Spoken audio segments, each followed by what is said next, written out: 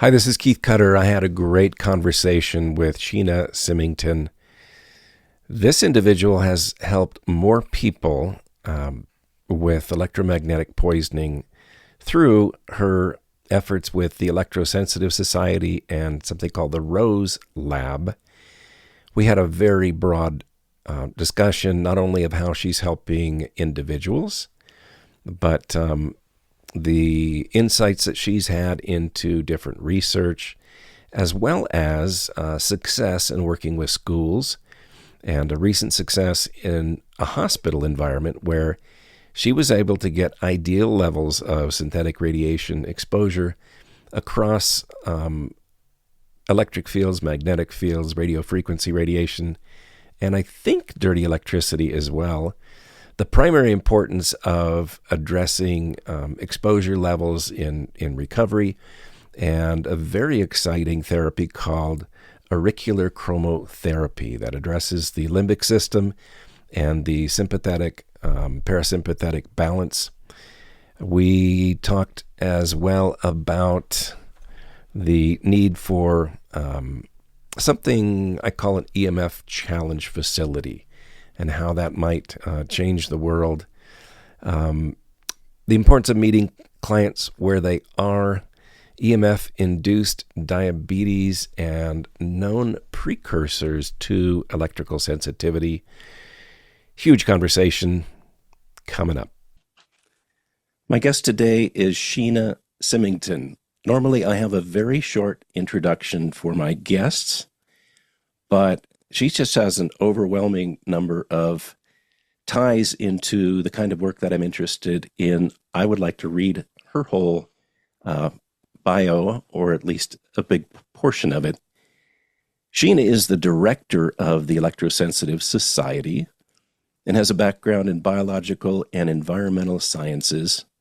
As director, she provides educational materials for patients and doctors, and also helps patients receive accommodation in hospitals for their electro hypersensitivity. She is a member of the Well Earth Collaborative that provides comprehensive, multifaceted education and support for patients living with environmentally linked chronic complex conditions. Sheena is a research associate at the Rose Lab, where she does research on subtle energy. Her research involves working with people who are electrically sensitive and trying to help them recover with mitigation techniques, as well as electromagnetic therapies. She also gives talks related to electromagnetic hygiene and electromagnetic pollution. Sheena also provides training sessions for those in the healthcare profession about a novel treatment called, you're going to have to help me with this, auricular chromotherapy. Aricular chromotherapy, yeah. Thank you. To help people recover from emotional trauma. Sheena, welcome to the EMF Remedy podcast. Thank you. It's great to be here. So with that introduction that I just gave, can you sort of fill in for my followers what has led you to this point in your journey? What's behind all of those things that you're doing? And I'd like to get into the various areas where you're helping people right now, but can you kind of help us to understand what connects all those dots there in your background? Sure, I'll do my best. So it's probably close to 30 years ago. I came to Trent to do my master's, and that's where I met Dr. Magda Havas here at Trent University in Peterborough. And she was always interested in these naturally occurring energies. So people that were, would dowse or have Reiki or just different types of energies. And she was fascinated by it. And she started an energy working group in which she invited practitioners, physicists, electricians, Reiki masters, doctors, chiropractors, all sorts of scientists, those that were familiar with naturally occurring energies and those who were quite unfamiliar with naturally occurring energies. And we met as a group once a month. And I was a grad student, so I was a bit of a fly on the wall watching all of this and just fascinated by, we would hook people up to electrodes and watch their brainwave activity while they were being treated with Reiki, and just trying to document some of these energetic responses.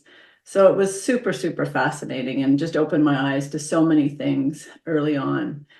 Then she started looking at man-made electromagnetic pollution and its impact on humans. And with my background of chemical exposure and the impact on humans and plants, I shifted to looking at the impact of electromagnetic pollution, both on plants and people. And had some personal experience with how detrimental and negatively impactful wireless radiation can be on someone. And I was just kind of shocked that these devices, whether it's a cordless telephone or a Wi-Fi router or some of these different wireless devices, the potential negative impact they could have on a person's system. And really started to try and help educate people and city councils and schools about the necessity to use wired technology wherever possible, and to show them the alternatives that wouldn't harm anyone or disable anyone, and just really started to try and educate and help people minimize their exposure, going into people's homes and schools and workplaces, trying to help them, one, measure what their electromagnetic exposure was, and then how to reduce it and continue to monitor it. When I was helping people, a lot of my clientele at the time was preventative. They had heard that this might be a problem and they really wanted to minimize it and err on the side of caution. I had a particular interest in children and women, pregnant women, just trying to educate that whole sector of just the importance of minimizing their exposure. I spent a lot of time at times in people's homes that were severely disabled or electrohypersensitive. And it always shifted into how I could help them find medical help, really listen to their story and validate that, yes, this was having an impact on their health, even though everybody around them didn't feel a thing.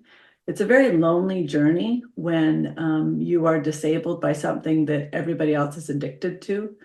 And I really wanted to provide that kind of one-on-one support. So that led me to being the director of the Electrosensitive Society, where I started an EHS support group that we've met weekly for the last 4 years. And for many, it's a real lifeline. It's a real opportunity to get factual information. I'm not selling products or I'm just a resource for people of how to reduce their exposure. I have tips to electromagnetic hygiene, some of which don't cost a thing, on my website, electrosensitivesociety.com. And I started to work with hospitals and medical clinics on how they could reduce their exposure in order to provide access for those who are disabled by wireless technology.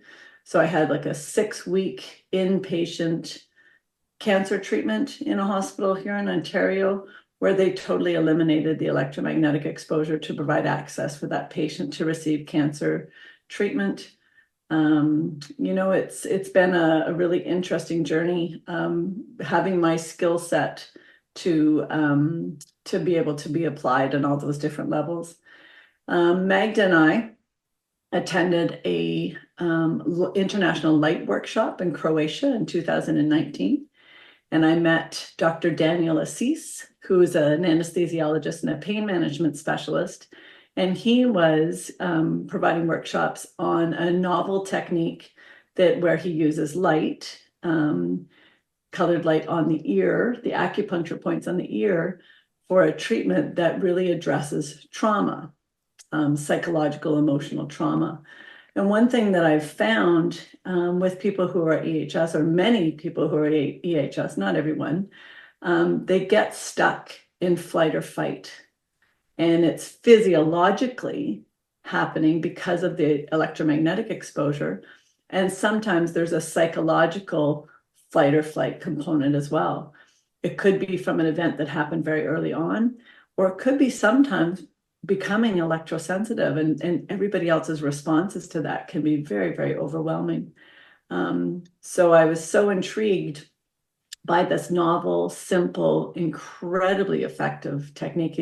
He has published that there's a 93% success rate in this treatment for addressing psychological trauma. And so I got trained on how to do it, and I've started training doctors. My first training session was at the EMF Medical Conference in 2021, just teaching doctors on this really simple, non-invasive technique of helping people with their traumas. And so that's what a lot of my current passion is with the auricular chromotherapy, and advocating for people in many different situations, like sometimes just explaining to their family members and their friends on how to best accommodate and help support somebody who is really severely disabled by wireless and other electromagnetic fields. What a wonderful overview. And let's start with that last piece because it's so interesting. The auricular chromotherapy. I'm going to learn how to pronounce that very well by the end of this interview, hopefully. And I wonder, my acupuncturist, this was probably 4 years ago at least, because I've noticed so many people have this issue with sympathetic, parasympathetic balance when they're suffering with, and I call it electromagnetic poisoning, but and I noticed that in myself, I was really suffering from that before I learned what it was, and before I got to sort of a zero exposure. Anyway, at a point along my journey, my acupuncturist performed this procedure in the ear because I shared with her I wanted to improve the sympathetic, parasympathetic nervous system response. And is that similar to this light therapy? Did she use a light, Keith? She didn't use a light. She used needles in the, yeah. So the vagus nerve, there's a connection to the vagus nerve in the opening of your ear, which is probably what she would have used with acupuncture. So there's a component with the auricular chromotherapy for the trauma itself. The earlobe represents the limbic system and the memory, the amygdala, the hippocampus, and the hypothalamus. So there's a memory component and the limbic system component. And then in the opening of the ear, that's the connection to the vagus nerve, which, like you say, when stimulated, can really increase that parasympathetic response. So there's a definite connection with all of that. And again, it's that flight and fight component. And sometimes people think, like, how could something that happened so long ago be impacting me in this way?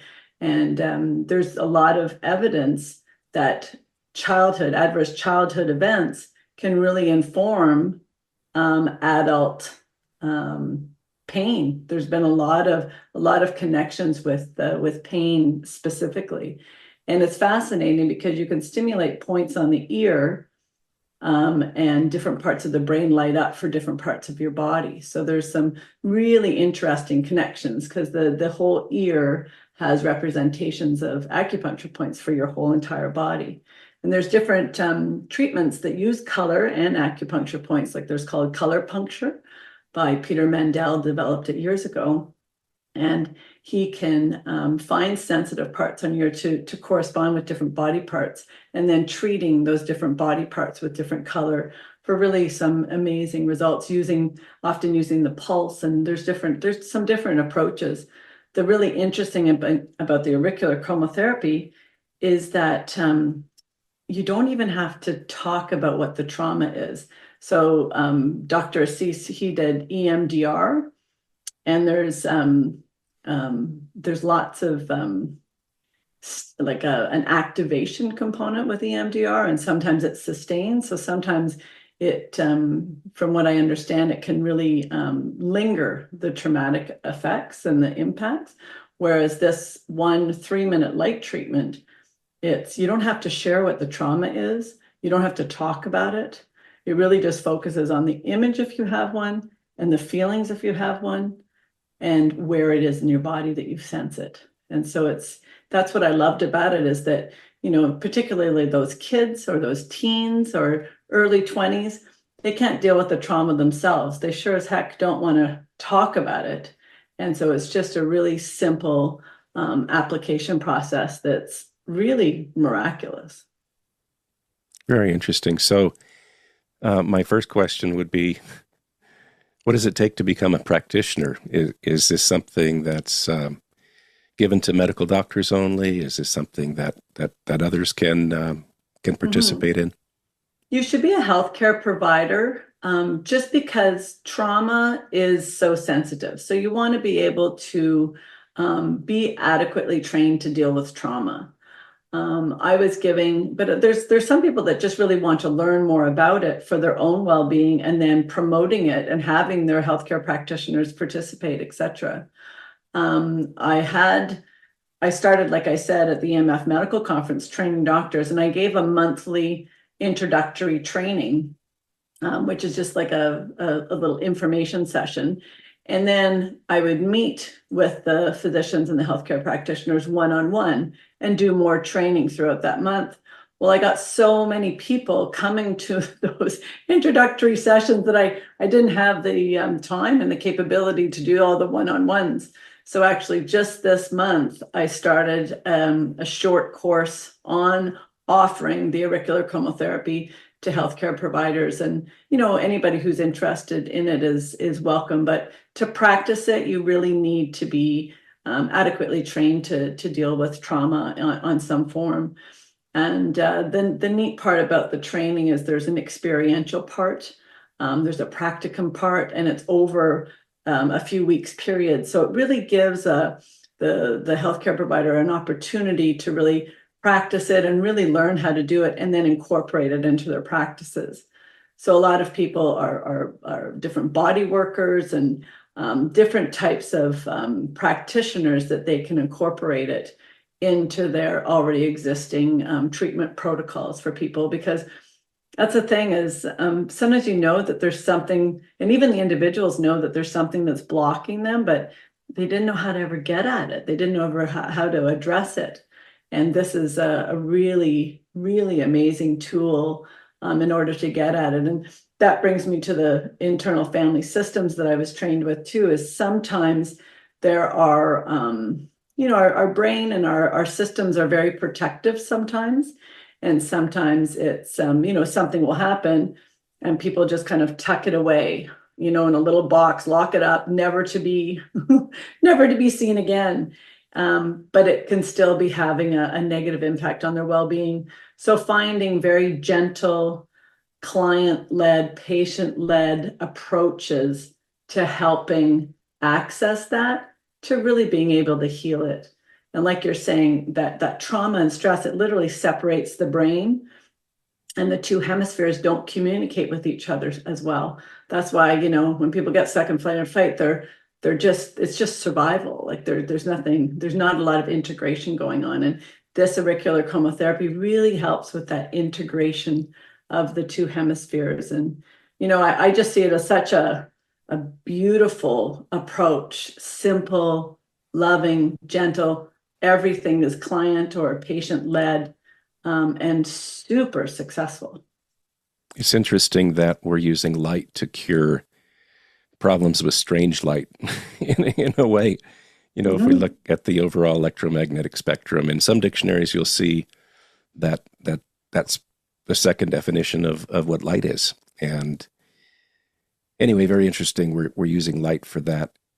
And I just want to be clear, we're not saying for those people who are suffering from whatever you want to call it, hypersensitivity or electromagnetic poisoning, we're not saying that it's all in your head. What we're saying, and please correct me, is that there is very often a component that's not productive of this, which is where we get stuck at a sympathetic nervous system response. And frankly, we become prickly, if not darn right difficult to to be around, and it's not pleasant for us. And this helps with that unproductive situation. Would you agree with that? And it helps everyone, whether they're electrosensitive or not. So again, too, Magda loves acronyms. So we've come up with this acronym R squared ID cubed. And R squared is reducing your exposure as the first R. The second R is resetting your limbic system. And so that's the two R's is what I help people with. So your body is wise, indicating that this man-made electromagnetic exposure is a threat. It's a danger. It's a threat that they're trying to get your attention to minimize or move away from or whatever. And not everybody has that kind of protective mechanism. So you can't reset the limbic system very effectively, in my opinion, without reducing the exposure. Because you're trying to reset the limbic system to say, okay, you're in a safe place, like this is okay. But if you're a really high exposure and then you're trying to reset the limbic system, do you see how, but wait a second, like I'm not safe. So it's very critical to eliminate your exposure and then reset your limbic system. Because that then calms your whole system down to be able to deal with anything, whether you're sensitive and recognize that that's going on or not.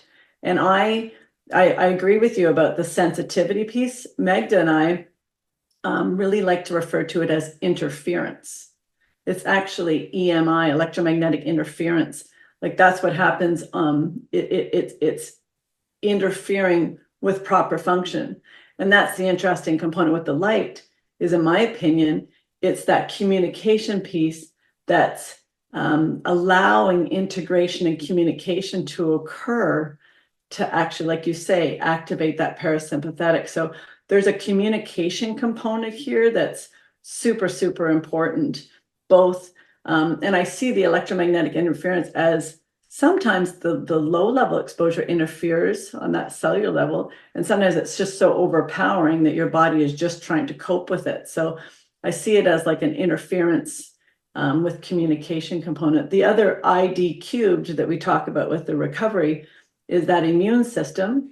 You really need to have your immune system functioning really, really well. You need to work with an integrative practitioner of some sort that's really going to look at the function of your system. And then the D is looking at any dental problems, DNA analysis to help you learn what type of detoxer you are, and then to detox. So again, almost that limbic resetting is actually detoxing you from different types of emotional patterns that aren't going to serve you well. So it's kind of all connected. And you're right, Keith. Like again, too, when you say it's not all in your head, it's not a psychosomatic response. Dr. Havas and I, Magda at the Rose Lab here, look at those biological effects. So live blood analysis, heart rate variability, and plant. We've exposed plants to Wi-Fi and they don't develop a root system. The plants that aren't exposed grow twice as tall as the ones that are exposed to Wi-Fi. So those plants aren't having a psychosomatic response. So there's so many components that are tied together that it's a lot of ignorance. People saying, oh, they're just imagining it. It's a physiological response. And again, when I'm trying to help educate people, people that are so impacted by this, like it has to be really frustrating that they're dismissed or not believed or ridiculed. And I keep on reminding them, like, it really is ignorance. It really is ignorance on policymakers, many different people. And I educated a huge number of doctors, and these doctors are really stepping into figuring this out, this complex chronic illness. It isn't a really neat box to tick in the conventional medicine.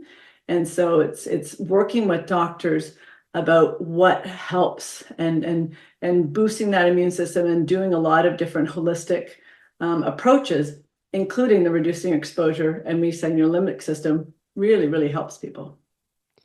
I would imagine it's quite challenging working with any group of people really in the modern day to help them understand that there's harm in synthetic radiation. And I love that you're talking about electromagnetic interference. That's an engineering term, but it really applies to the body as well. I agree completely. But I would think the first challenge in reaching any group on this is if you are intimating that there's a problem with synthetic radiation, everybody is everybody's addicted to their cell phone today. And so it's at some level going to require them to rethink their own exposures. Do you think that's part of the challenge? Yeah, I think it's a huge part of the challenge. The interesting thing is you can actually wire almost all of your mobile devices and use them entirely without any electromagnetic radiation. So I have tips to electromagnetic hygiene on my website, and I have little videos showing people how to wire their cell phones, their iPads, all of those kind of things. Years ago, when I would help in schools, I'd have them download all of their apps on the iPad and have them use them in airplane mode, but still access all of the applications on there. So again, there's a level of ignorance that doesn't realize that you can actually use a lot of these mobile devices in a wired fashion with like little stations at your house or in your office. The only time it's mobile is when you actually are mobile. But many people use them in their homes and in their offices and when they're not being mobile. So there's a really simple way to really minimize your exposure and accommodate those who really need that wired internet access to make phone calls, to make to communicate, because everybody needs to communicate. So we're not saying no to technology, we're saying no to wireless technology. Exactly, exactly. And on that note, before I forget, I'm just going to mention August Bryce did a great video recently on how to have a safe baby monitor. People are putting wireless baby monitors in close proximity to their babies, and there's a better way to do it. And she just had to introduce a video on a wired solution for that. But tell me, I'm interested in hearing about your success with the hospital. You and I were talking just a little bit beforehand, and you shared with me some of the exposure levels that are maximum exposure levels in a hospital. Could you tell us about that? It's very exciting. Yeah. As you know, as a person who measures environments for electromagnetic pollution, it can sometimes be incredibly difficult to minimize exposure in different settings. So when I initially went into a hospital environment, I was, you know, optimistic, like naively optimistic that I could help reduce it. But I was shocked at how low we could actually get the levels. And a lot of that has to do with the great big cinder blocks and the construction of the hospital themselves against fire and that kind of thing. And so if you eliminate all of the wireless devices that are within a room with those thick cinder block walls, you really have a low exposure, particularly from radio frequency radiation. What we did too is I started with a cancer clinic. One, because I was trying to accommodate somebody who had cancer, but two, they're already naturally shielded that way against ionizing radiation, but still there was a natural shielding of the cinder blocks, but then additional protective qualities against ionizing radiation. So I knew that that would be a really great place to start. So we would work with the security and have the patient come in the door that was closest to that radiation department. And we had it at the very beginning of the day or at the very end of the day when their other patients aren't there. And so there's really easy ways to move into doing that by working with hospital administrators, with the IT department, shutting off the different routers that needed to be disconnected in certain areas.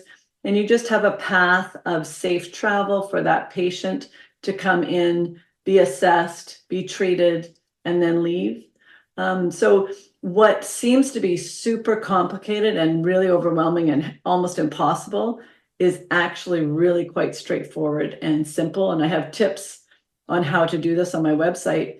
And I've had numerous hospitals now speaking with each other on hospital speak, because that's the really important part. Is I spent a huge amount of time finding out what the hospital needed, what their needs are, because I didn't want, it has to work for everyone for this to be a successful strategy that can be implemented and used over and over again. So there's a lot of communication, a lot of going back and forth with how it has to work for everybody, particularly that patient who is disabled in the presence of a lot of this exposure. Yeah, and if I may, I'd like to share the what you were able to achieve in terms of exposure levels, because I think it would be meaningful to my audience. So in a hospital environment, you achieved 0.1 microwatts per square meter in RF, which is quite amazing. And then with regard to the dirty electricity or conducted electromagnetic interference, 25 GS units, 0.2 milligauss in terms of a magnetic field, and 1 volt per meter of electric fields. Are those correct? Those are the ideal levels for exposure for EHS. And I can't do that in every hospital, but yes, I have been able to. And again, you have to use mitigation techniques. So I had to filter out for dirty electricity. We put up an RF blocking canopy, and then there was still some residual. So we had to put an extra shield, or not shield, but curtain by the door. And in hospitals, they don't like you putting things right down to the ground. They like it like raised up off the ground, but you can't have that kind of environment with external exposure. So again, I wouldn't be able to do that in every hospital by any means, but it would be significantly lower. And there are strategies on how to do that. So I have purchased through the Electrosensitive Society an RF blocking canopy that is housed in one of the hospitals. And anybody that needs this canopy it travels to hospital, wherever it's needed. So again, there are different mitigation strategies. Some of them have to be very, multi-layered to be able to be effective. There's like little tins that we put the mobile devices in, so they're contained. And that's the other thing is I talk about containment within hospitals. You want to contain things on wires.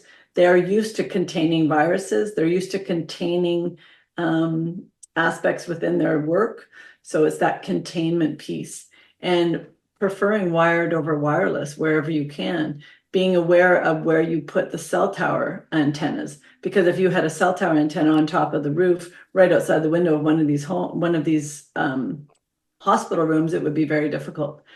Sometimes in that basement environment, it's better. So again, it really depends.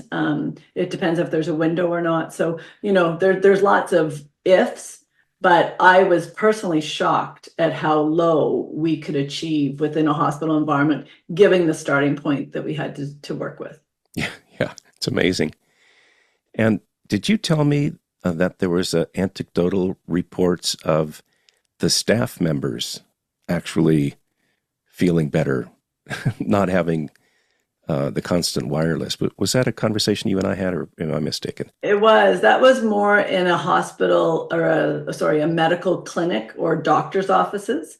So when they have the wireless router sitting right on their desk, right next to them all day long, and we have them eliminate that there was one in particular, like for the whole procedure, she was there for hours.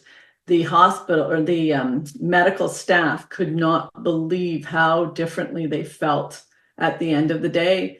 So they actually all opted to wire their internet from then on. I've had quite a few responses like that where people have been encouraged to eliminate something and then realize that their system works so better. Like I had a friend who went to visit a family member who was celiac and ate gluten-free for 2 weeks, only to realize that they were also celiac, but never knew before they went to visit this person. So sometimes the absence of something really informs your well-being where you would have never even noticed it prior to that.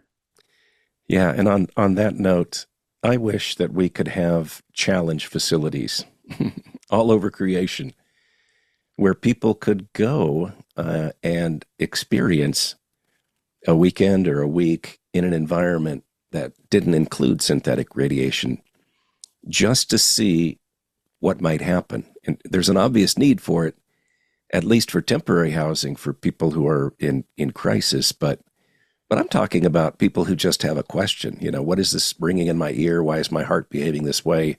Why do I have brain fog all the time? Whatever it may be. And to be able to check into a challenge facility.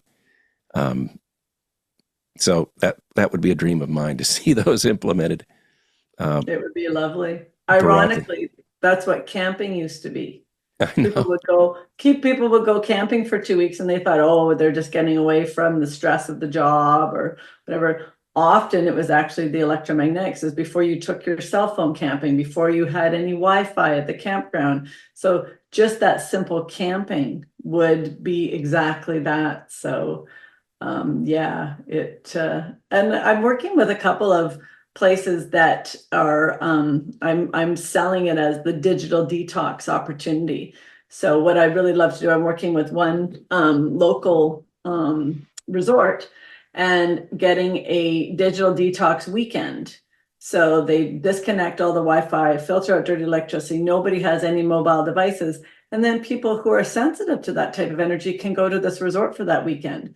So I'm working with them to do one weekend in the fall and one weekend in the spring, just as that digital detox reset. So it's a very inclusive approach that anybody, whether they want to have, don't care whether they have exposure, but or really need no exposure, to actually have an opportunity to have their meals cooked for them and go to a resort. So, I do a lot of thinking outside the box and a lot of educating for different approaches, and that digital detox, not only because of electromagnetic interference, but for so many mental health issues, like so many just preference. There's a real desire, I think, for people to have that. Yeah, my son was interested recently in building a tiny house. And I said, well, why don't you shield it? And he said, well, okay. So we shielded this, in all ways possible. And it's not, you wouldn't notice it from the outside or from the inside. It was all work done during construction. And I wonder whether that might, for all you entrepreneurs out there, get a couple of shielded tiny houses. You could build a very small challenge facility around something like that. And the actual performance can be quite remarkable. So in digital detox, what you were saying, it used to be you could just go camping, and perhaps there are areas where you can still go camping and achieve a pristine level of electromagnetic exposure. But we're kind of filling up the world right now with these synthetic energies. And so now maybe people want to bring a gaussimeter and also an RF meter and just verify that the spot that they've picked isn't a campground that's served by Wi-Fi, for example, or near a cell phone tower. And it used to be really easy in the older days for people to cut down their EMF exposure by just turning off a Yes. Wi-Fi router or just unplugging their portable phone at night. It's gotten a lot more challenging with the proliferation of things like, the Internet of Things and sort of these Yes. hidden transmitters in our appliances, and everybody having a router, and in particular in community, multifamily housing. Would you? I mean, you and I have a common thread in you were an independent EMF consultant, and Hmm. that's really what I'm doing right Hmm. now. So, do you want to talk Hmm. about? It takes a little more than people might imagine to get to a healthy level. Mhm. And like you say, 20 years ago, you could eliminate exposure in a person's home simply, like you say, by replacing things, turning things off, unplugging things. But now there are so many devices that are so close to you proximity wise because of the neighbors and stuff. It's not as easy to minimize it. So now it's more of a minimization rather than an elimination. So yes, it's not nearly as easy as it once was. And the R squared ID3, is that in priority order? Is the first R more It critical, or the, is. yeah? It And is. It's reduce your exposure is step one, full stop. Resetting your limbic system, full step, stop. So I started to work with so many healthcare practitioners, and they said, if people don't reduce their exposure and reset their limbic system, it doesn't matter what supplements I give them. It doesn't matter what I try and do to their immune system. It overrides everything. So that sympathetic overdrive, it's a survival mechanism. So your system will not rest, digest, and recover unless you address that 2R squared. And I started to realize, like, I knew reducing the exposure, but it took me a while to realize that resetting of that limbic system, and even then more, absolutely essential to have both of them. Yeah, so I, absolutely. so I just really want to encourage people to follow through and to get to that lowest possible level, because often people will even pay for an expensive EMF assessment and not follow through on, this part or that part, when a responsible practitioner who makes an assessment of your environment and puts together a custom remediation plan, they're really outlining the critical few things that need to be done to make the best return on investment to get you to the lowest levels of exposure possible. And it becomes important to address dirty electricity, even though you may not fully understand what it is. But addressing dirty electricity, addressing electric fields in the area, and then, of course, the 800-pound gorilla in the room, which is the radio frequency radiation. It is, of course, an egregious thing, radio frequency radiation, but it's not the only piece to pay attention to. Would you agree with that? Yeah, yeah, absolutely. And again, on my website, I break it down as to the different things that you should be looking at. Um, some people, and again, it's tends to be whatever your personal experience is or whatever your personal responses are. So there are some people that are very, very sensitive to electromagnetic fields and not so sensitive to radio frequency radiation. There are other people that are really sensitive to radio frequency radiation. And even though they have really high levels of dirty electricity, they don't realize it's impacting them the same way. So again, it's not like this, these types of interference and interfering with function. It's sometimes not an immediate response. It's sometimes a prolonged response. It's sometimes an accumulative response. So again, minimizing all of it as much as you can. One thing I found too, Keith, is finding out what's easiest for people. So I always start with where they're at. And one thing I really feel super strongly about is when I first started measuring people's homes and reducing their exposure, I started to get calls from all over the place. And it got to the point where I couldn't actually drive everywhere. I was driving sometimes like 3 and 4 and 5 hours one way to try and help somebody mitigate their environment because, 20 plus years ago, not many people were doing this kind of thing. So I was doing a lot of traveling. I started to realize like there's no way. So there was somebody in an area that I recommended for them to go and measure. And the person gave me feedback afterwards. Like I was just asking, I actually saw them at the Total Health Show, like independently. I'm like, well, how did that work out for you? And they said the EMF consultant came in and measured the the values, explained the values to them and said, I can't believe you don't have cancer yet living in this environment. Oh my gosh. I was so That was the last referral that yeah, consult got. Oh my so gosh. disheartened, right? Because if you Ugh. engage that flight and fight response, it overrides everything else anyway. So it's that fine balance of not being afraid and freaked out and overwhelmed, but motivated enough to minimize.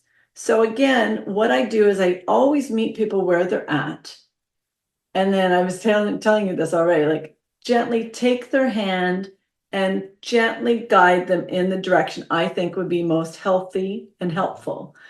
And so sometimes that means a person getting one of those timers and putting their Wi-Fi router on a timer, Mhm. and it goes off at night while they sleep. And then they start to realize, gosh, I feel so different. I'm sleeping so much better and stuff. Like, I wonder about my daytime exposure. So again, it's like using their own system. Like I'm lots of bang for my buck. I'm like in there, fix this, do that, but not everybody is like that. And so if you engage that sympathetic stress response, they're going to do less. So it really depends on what their personality is. So finding wherever they are and then shifting them in the way, because they'll start to feel differently. They'll start to be more aware. They'll start to tune in to what they need. And then they really do. And then they help educate, because then they start telling their neighbors, like, yeah, like I couldn't believe it. I was sleeping so much better. And then I eliminated it from my house, and then my nosebleeds stopped. Like, like it just kind of cascades. Whereas if I came in and said, like really urgently needed them to do what I thought they would do, which is how I definitely started. I really did, because I was so impacted. I knew the impact by it so much. And a really wise friend said to me one time, because I was trying to keep Wi-Fi out of schools, I had Magda come and present to the school councils and the school board.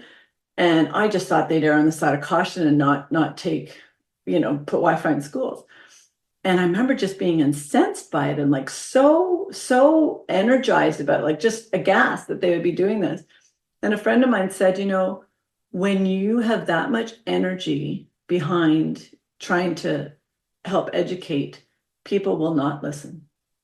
And it was the best advice I could have been given, because I just dialed it all the way back, stayed with the facts, met them where they were, gently shifted them to a healthier approach with what they needed to do, how we could make it easier. And that's what I've done with the hospitals too. You need to find out what their needs are, have their needs met in a safe way for those people with electromagnetic interference. One thing that popped to mind too is we have a couple of grocery stores that have Wi-Fi free Wednesdays. And so they turn everything off, like just to minimize the exposure. A lot of autistic children or autistic patients can't deal with the flicker and the lights and the noise. So it's like an extra sensitivity reduction of stimuli. And we've put lights and Wi-Fi and all of the things in that. And it kind of stemmed upon well, it was happening before COVID, but in COVID here in Canada, I don't know if it was the same in the States, that they would have elderly people go in first thing in the morning, and they had certain time periods where more sensitive populations shopped. So it's building a little bit on that. And restaurants as well. In New York, they were the first ones that had the no smoking restaurants. And now there's many of them that you can't have your cell phones in the restaurants. So I see that as a really great step in the right direction. Again, too, what I say with everybody, especially in my EHS support group, and it's a whole kit and caboodle. So you may have other things going on in your life that are strengthening your system, like you say, adding to that resilience that you may or may not even be aware of. Again, that whole thought processes, all of those things really play a role in our resilience. Yourself, and again, too, when I was talking about that whole fear component, so critical to not engage that, because that fear shutting down your system's function makes you more vulnerable and susceptible to all sorts of things, Yes. radiation or anything else. So there is a resilience piece, and sometimes with knowledge, people increase their resilience. Sometimes with knowledge, it actually increases people's anxiety and it decreases their resilience. So a lot of this has some aspect of it with what your personality is. And that's why I've got so much into the IFS, internal family systems, and the auricular chromotherapy and stuff, because it's kind of resetting all of that for people, that whatever their system is kind of thrown off kilter by, it kind of equalizes and balances all of that out. So then you can actually look at the different types of toxins in your life. Because there's almost like there's the emotional toxins, and then there's the chemical toxins, then there's the biological toxin of mold exposure, or Lyme disease, or a high parasite load. Like, there's lots of different toxins that you can look at, and minimizing the stress on your system, whatever toxin it is going to increase your resilience. So some of that stuff may be going on without people even really realizing it. Yes. Yes.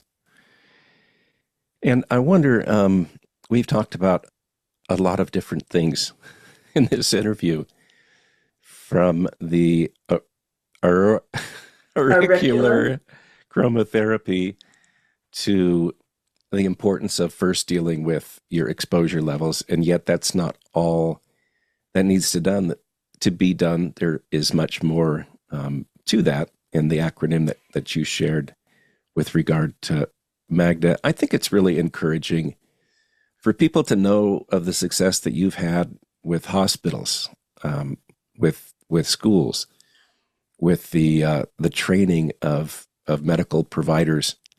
And I just think there's so much wisdom in meeting people where they are, because I see that very clearly. And no matter where somebody is, they're not going to get where they need to be by searching the internet, and getting ideas from YouTube, well, wherever, and implementing them piecemeal. I think the fastest and best way to move forward is to get a qualified local resource in there to help you understand how best to reduce your exposures. And then the piece about electromagnetic hygiene, I absolutely love that, because you can clean up your home environment and then something can change. And I'll just give you a simple example. I live in a shielded home, which is a wonderful thing. I have a pristine, environment inside the house. When I go outside, it's a little higher. When I go to town, I don't love it. But part of keeping a pristine level in your house, especially if you have a shielded home, is you don't want to have any emitters in the house, like RF emitters. So my Apple computer, which I was using, I obviously had the Bluetooth and the Wi-Fi shut off, and there was an operating system update, and lo and behold, I was feeling terrible. And I have this habit of maintaining RF hygiene within the home, and that's just checking things out with a meter every once in a while. And you can find things, little electronic devices that you might have brought in, or in my case, it was an operating system upgrade that automatically turned on both the Wi-Fi and the Bluetooth that I didn't want that to be on. But I wonder if we could talk before we conclude today. Can we talk a little bit about diabetes and dirty electricity? You and I have not talked about this before. Is that something you'd be interested in talking? I can talk a little bit about that. The other thing I was just going to mention too, really the importance of a meter, just for what you said, just to check periodically. And recently I was helping a woman who had an automatic update on her router. So the provider did an automatic update and turned something on the exact same router she had used safely for years and years and years. And how that whole privacy component, that whole permission component, like there's so many aspects of that. And had she not had a meter to easily measure that, she wouldn't have been able to identify it. And simple little things, like I walk people through a lot of measuring in their environments and stuff. And I have this little meter package that I send out to people, and then they mail it back, and then they send it out and mail it back. And, if something doesn't have a battery and you unplug it, it stops radiating. And you plug it back in and it radiates. So you can start to identify these different sources, because it's super important to have a meter. And like you say, to have a professional being able, when you can't always figure it out, and having somebody help you rather than making the situation worse. Because like you're saying, if you shield a certain component and you don't eliminate all of the exposures in your home, you can really actually increase your exposure. So you want to be super, super careful with the shielding component. And again, there's some naturally occurring energies that would be healthy for you. So the ideal is to have an unshielded home in an unexposed area. But as we already have talked about, it's harder and harder to find those. Yeah. One of the examples with dirty electricity and diabetes, and Magda's published on this, type 3 diabetes. You can look it up under Magda Havas. And she's just talking about that environmentally induced type of diabetes. And we eliminated dirty electricity in a retirement community. We put filters in the whole place, and we asked them, we said, make sure you really keep a close eye on the diabetic clients, residents that you have. And they said, oh, yeah. Because who would think plugging something into your outlet is going to impact the person's diabetes or not? Like it sounds a bit crazy. Well, sure enough, there were 9 diabetics, and 3 of them really crashed. Their blood sugar levels went all the way down. They had to give them sugar pill. They were waking them up. They were calling the doctor in the middle of the night. It was a little bit of a reaction, because there was a third of the population in that retirement facility that was electrically sensitive, or there was electromagnetic interference, and they were diabetic. So, there's been a couple of those inadvertent double-blind scenarios that, they're not even just unaware, they're like, anti-aware almost, like they're saying, like, there's no way. So yeah, it really does affect the blood sugar, the blood viscosity. There's a definite impact. And that's why Dr. Havas started looking at the heart. And that's why at the Rose Lab here, we do research of subtle energy, looking at the heart and the blood and plants and healing modalities. Like some people, they're saying, how can pulse electromagnetic field therapies be healing when they're so harmful? So there's some really, it's the dose, it's the waveform. Pardon me? The waveform. Yeah, the waveform, the intensity, just the therapeutic aspect of it. Like the sun is incredibly good for you, but if you're out in the sun all the time, it's not going to be. So, it's how all of this is used. And there are some people who are electrosensitive. They could never use some of the pulse electromagnetic field therapy remedies ever. They're just too sensitive. Their system does not function well with it. Whereas there's other people who are electrosensitive that have sworn by it as a recovery tool. So again, it's like that, like one thing doesn't fit all. You have to look at that whole barrel of what your precursors are. So that's the other thing, is Dr. Havas and I put together like the precursors of, like, if you have central nervous system trauma, like whiplash or concussion, if you have really high electrical exposure, if you have chemical exposure for amalgams or tattoos, or an industrial exposure through chemicals, biological exposure, parasites, mold or Lyme disease, or if there's anything else that's taxing your immune system. So there are precursors that you want to work backwards with to try and help, like you say, increase your resilience. Absolutely, yeah. How can people get in touch with your work? Yep. They can contact me through the Electrosensitive Society, so electrosensitivesociety.com, or through the Rose Lab, theroselab.com. So I do both. I do the healing perspectives with the auricular chromotherapy and the treatment modalities through the Rose Lab, and the advocacy and how to reduce your exposure and all of the kind of harmful aspects of it on the Electrosensitive Society. Fantastic. Sheena, thank you so much for spending some time with us today. I really appreciate it. Yeah, you're so welcome. It's a pleasure.